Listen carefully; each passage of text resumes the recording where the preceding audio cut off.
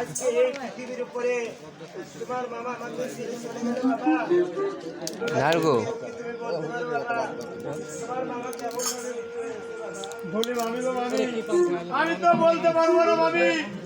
আমি এসে দেবগণকে জিজ্ঞাসা করলাম, বলে দেবগণ আমার মামা মরার আগে কি বলতে বলতে মারা গেছে।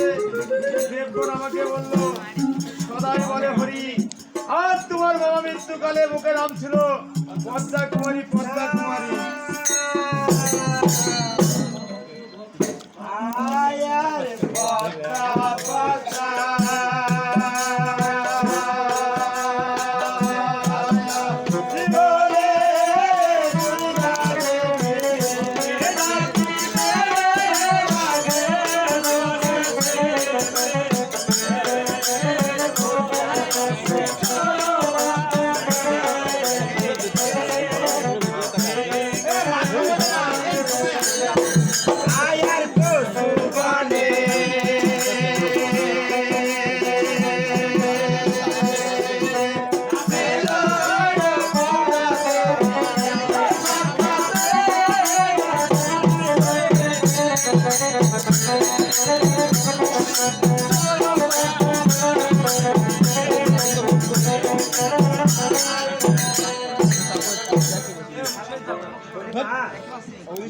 দেখো আজকে মা আর যেদিন আমি বলেছিলাম যে তোমার ঘরে আমাকে একটু ঠাঁই দাও, তোমার ঘোড়ার ঘরে আমাকে ঠাঁই পর্যন্ত দাওনি, আর আজকে কিসের জন্য আমার কাছে এসেছো?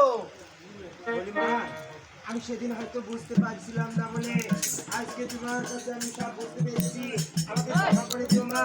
তাই বলে বলছি মা, এই পৃথিবীর উপরে যে নারীর স্বামী নেই, আজকে এই পৃথিবীর কিছু নেই, আজকে তোমার বাবাকে ছেড়ে ছেড়ে দাদা করে দাও মা। দেখো তোমার কি মনে পড়ে একটি সুই দিয়ে আমার এই চোখটা কানা করে দিয়েছিলে? তোমার কি মনে পড়ে? তোমার কাছে আমি আর তুমি আর দেখো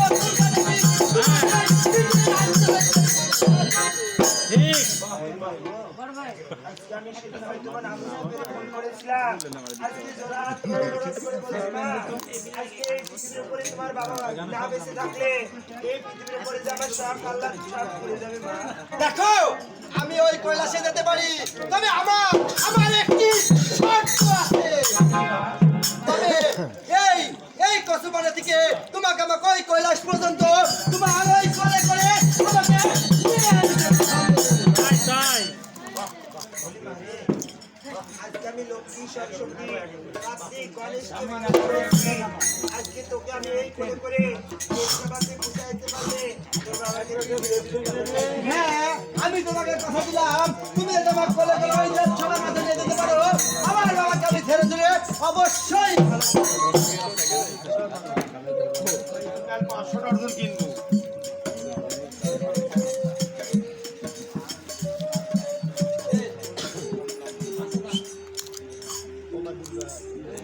ও মা দয়ার গা হে মায়ার মজি মরিতে নামের মহিমা রে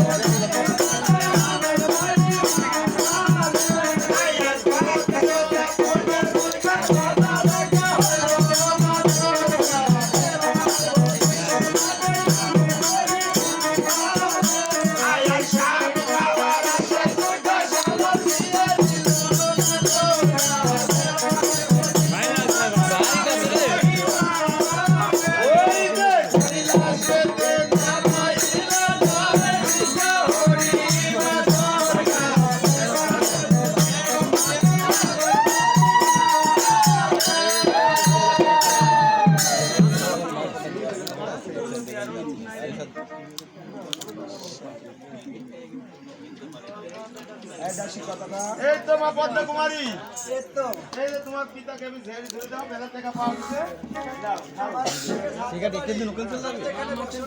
বসন দিয়েছি, হ্যাঁ বলে দিলাম বসন দিয়েছি। গোপাল গোবিন্দ বলে খাই দিলাম। ওরে গোপাল গোবিন্দ হরি মহাদেবের বরে হে গোপাল গোবিন্দ হরি